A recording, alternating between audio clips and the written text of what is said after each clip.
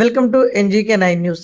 జవహర్ నగర్, కార్మిక నగర్లో ఇళ్ల మధ్యల నుండి డంపింగ్ యార్డ్ మురికినీటి యంత్రాల ద్వారా వదులుతున్నారని, మురికినీటి సమస్యల్లో ప్రజలు కాలనీ వదిలి వెళ్లేలా చేసి కాలనీ కబ్జా చేయాలని చూస్తున్నారని, ముఖ్యమంత్రి రేవంత్ రెడ్డి డంపింగ్ యార్డ్ తొలగిస్తానని చెప్పారని, ఇలాంటి సమయంలో డంపింగ్ యార్డ్ వారు ప్రభుత్వాన్ని అప్రతిష్ట పాల్చేయాలని చూస్తున్నారని, ఇలాంటి చర్యలకు పాల్పడుతున్నారని, అన్ని పార్టీల మీటింగ్ అయినా ఇలాంటి చర్యలకు పాల్పడుతున్నారని, ఇప్పటికైనా ఇలాంటి చర్యలు మానుకోవాలని, లేని పక్షంలో తీవ్ర పరిమాణాలు ఎదుర్కోవాల్సి వస్తుందని, సమస్యను పెద్దల దృష్టికి తీసుకెళ్తామని కాలనీ వాసులు హెచ్చరించారు.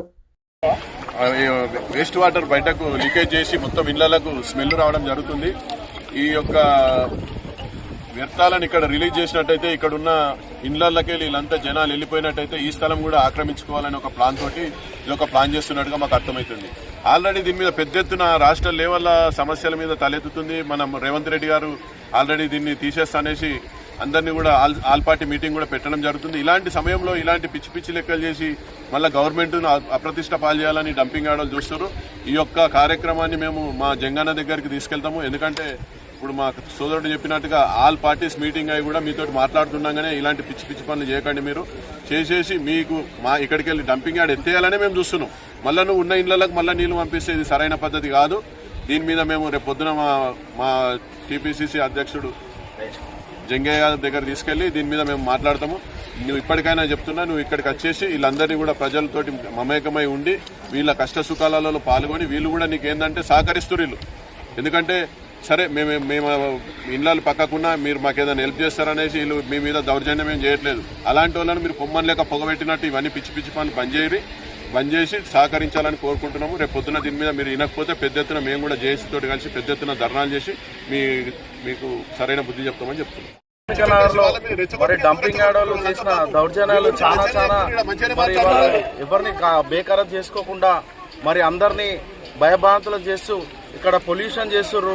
అదేవిధంగా వీళ్ళంతా వీళ్ళే వెళ్ళిపోయేటట్టు మురుగునీళ్లు ఇళ్లలోకి పంపిస్తూ అదేవిధంగా ఈ ధర్నాలు చేస్తున్నా కానీ వాళ్ళు బేఖరారు చేసుకుంటూ ఈటల రాజేందర్ గారు వచ్చారు, మరి జంగన్న వచ్చారు, మరి మల్లారెడ్డి గారు కూడా వచ్చారు. వాళ్ళని కూడా పట్టించుకోకుండా ఏం చేస్తారో ఏం చేసుకోండి అన్నట్టుగా వాళ్ళ వ్యవహార శైలి అట్లుంది. కాబట్టి మేము తక్షణమే వాళ్ళని చెప్తున్నాం, ఇక్కడ ప్రజలందరినీ మీరు వచ్చి ఈ సమస్యల పట్ల క్లియర్ చేయాలని చెప్పేసి కోరుకుంటున్నాం.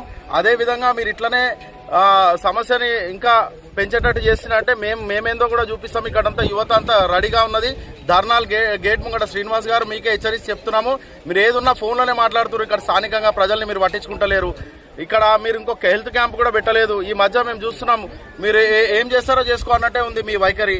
మరి అదేవిధంగా డంపింగ్ యార్డ్ సమస్యలన్నింటినీ మీరు కొంచెం కార్మిక నగర్ని పట్టించుకోకపోతే మేమేందో చూపించే రోజు వస్తుంది. కార్పొరేటర్లందరం ముక్తదండంగా మేయర్ గారు, డిప్యూటీ మేయర్ గారు అందరం కలిసి గేట్ ముంగట ధర్నా చేస్తాం. ఇంకోటి స్థానిక లీడర్లకు మేము చెప్తున్నాం, మల్లారెడ్డి గారు కానీ, ఈటల రాజేంద్ర గారు కానీ, అదేవిధంగా జంగన్న గారు కానీ, అన్న మా సమస్యలు మీరు ఇట్లా పట్టించుకోలేదనుకో మా ఇళ్లలో చెత్త అంతా మీ ఇళ్లలో వేస్తాం. మేము ముగ్గురు ఏ పార్టీకి సంబంధం లేకుండా మేము ఖచ్చితంగా ఇక్కడున్న సమస్యలందరినీ మేము తీసుకొచ్చి చెత్త మాకు ఎంత అయితే ఇబ్బంది అవుతుందో ఆ ఇబ్బంది మీకు కూడా తెలవాలి. కనీసం దయచేసి మేము చెప్తున్నాం, మీరు కొంచెం పట్టించుకోవాలని కోరుకుంటున్నాం. అన్ని మా దగ్గర ఎవిడెన్స్ లేదు సార్. ఇన్ని సంవత్సరాలు చేస్తున్నాం కానీ పట్టించుకోలేడు. ఈ రోజు కూడా సమస్య సార్ ఇట్లా అయిందని చెప్పినాము, చెప్పేదని చెప్పిండు. మన తర్వాత ఏం చేసిండు, పోలీసు వాళ్ళకి ఫోన్ చేసి సార్ కాలనీలు మీకు ధర్నాకు వస్తారని చెప్పేసి ఆ పోలీసు వాళ్ళని కూడా పంపించిండు ఇక్కడికి. సార్ మాకు చాలా అంటే ఎంత ఇబ్బంది పడుతుందంటే చాలా ఇబ్బంది పడుతుంది సార్. దయచేసి అందరూ ఈ వాటర్ పక్కనే చెరువు ఉంది, దాని మీద మొత్తం అంతా నిండిపోయింది. జస్ట్ ఇట్లా ఫోటరు ఎట్లా వస్తుందంటే సార్ అన్నం తినలేక ఏం చేయలేక చేస్తున్నాం. నైట్ టైంలో స్మెల్ ఘోరంగా. బాత్రూమ్ కనీసం టాయిలెట్ వస్తే మా లేడీస్ కానీ మా ఫ్యామిలీ కూడా టాయిలెట్ వస్తే కూడా బయటకు లేవాలంటే బయటకు వాసనకు రాలేకపోతున్నాం సార్. అంత ఘోరమైన స్మెల్ ఇష్టపడుతుంది సార్. జస్ట్ ఘోరంగా దుమ్ము ఎట్లా వస్తుందంటే అంత ఘోరంగా దుమ్ము వస్తుంది సార్. మేము కాకుండా మీకు చూపిస్తాము. 5 నిమిషాలలో కూడా ఇట్లా దుమ్ము 5 నిమిషాలకే ఉడిస్తే ఇంత దుమ్ము వస్తుంది. అదేంటి వాటర్ పైన వచ్చిన పౌడరు అంత దుమ్ము ఒక 5 నిమిషాలు ఇట్లా ఆపితే ఇంత దుమ్ము వచ్చి ఇట్లా ఉంటుంది సార్. ఇల్లు ఉట్టుకునే దాంట్లో ఇంత దుమ్ము వచ్చి ఉంటుంది. వాటర్లలో బట్టలు ఎండేసిన తర్వాత మా బట్టల కలర్ కనిపిస్తలేదు తప్ప ఆ దుమ్మే కనిపిస్తుంది మాకు.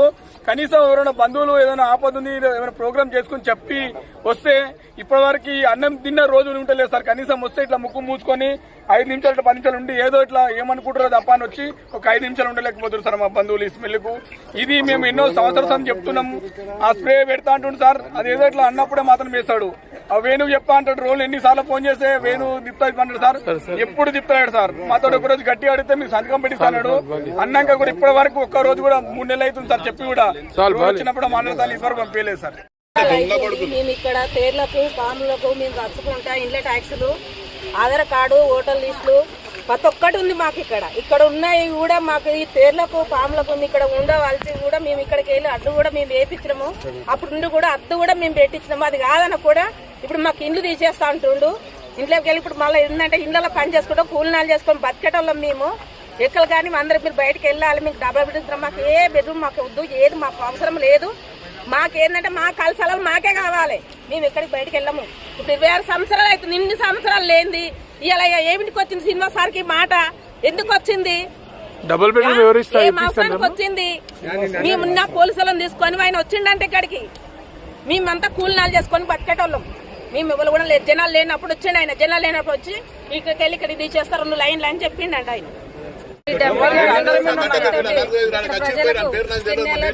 వాటర్ పొల్యూషన్ గానీ, నీరు, గాలి అన్ని కలుషితం అయిపోతున్నాయి.